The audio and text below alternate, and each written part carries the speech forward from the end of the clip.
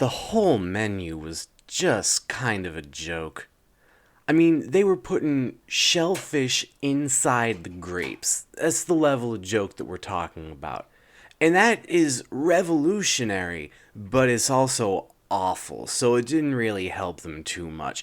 But when Master Chef Leonard Skline came into the establishment and sat down for a plate of the absolute best marsupial toast that they could muster, he knew he'd found himself a new pet project.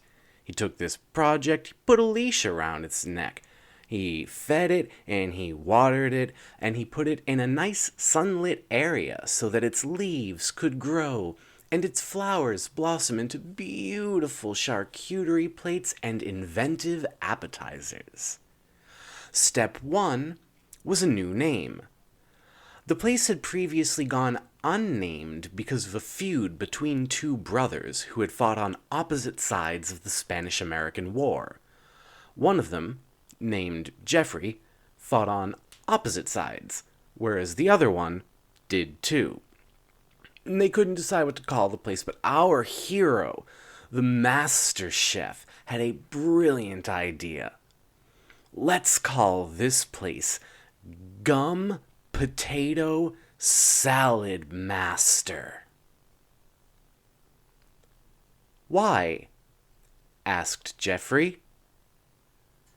You don't talk to me, replied our hero, the master chef.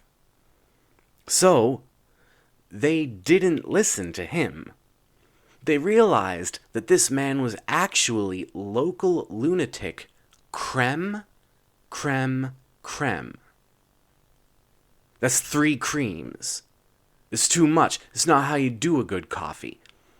And upon recognizing this peculiar confluence of idiosyncrasies that the cosmic ballet of the universe had shoe-kicked into their mouth face, they were like, we're doing coffee wrong. So they scaled back the cream, scaled up the bean, and put it on a scale. And when they weighed it, it was lighter than the heart of a feather, and Egypt rejoiced. It was underneath the best pyramid. No, not that one. That one's overrated. The best pyramid. That the menu that would come to be their menu was discovered. Now, if you want cilantro fried scarab greens with a side of peach mayonnaise on top of a plate of cherry cobbler, but the cherry cobbler is just decorative because presentation matters, well, there is only one joint in the entire west coast of Philadelphia where you need to go, and that, my friends, is a little old place called, they still haven't worked out the name, man, they're just so hung up, so hung up on all these old conflicts, these history book issues between them. And they thought they had gotten past it with the unmasking of Crème, Crème, Crème. But it's not that easy to bury the dead. There's always a pinky toe jutting up from the soil. And that's why they say 6 feet, but if you bury them 6 feet, that's 6 more pinky toes you need to contend with. 7 if you like to get a little bit freaky sometimes. And when the conductor at the orchestra, when he takes his little baton thingy and he starts flailing around like he is just absolutely beset by mosquitoes, beautiful musics are birthed from the people around him. And it's not an accident that it's like this. This is the way that it was ordained by the priests in the second best pyramid. That's the one that you thought was the best earlier. I mean, it's still overrated, but that doesn't mean it's bad. The baton is just a little bit of the pageantry, but you take the baton away, and you know what they say. It's not okay. You don't have an orchestra anymore. You've got a bunch of people who are, just coincidentally making their sine waves overlap with other sine waves while a guy kind of spazzes out in the middle. You've got to tune your spoons, or you will sound just like a buffoon. Happiness is the membrane between the eggshell and the actual, egg meat.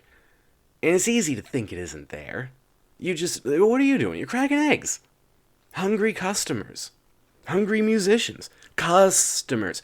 They're showing up. Hey, what do you want? Eggs. So you crack them. Scramble them up. Put them in a soup. Put them beside a soup. Put them soup. You don't take the time, right?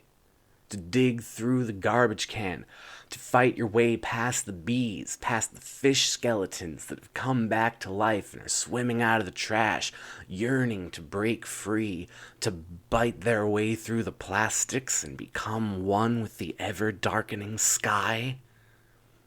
It's exactly as challenging as it sounds, but if you do, and you find those shells, give them a little scrape. Get an index finger in there. Pinky finger if it's a small egg, thumb finger if it's jumbo. You'll feel the membrane. And that's what you gotta do. That's what this life is all about. You gotta feel the membrane. Can you feel it?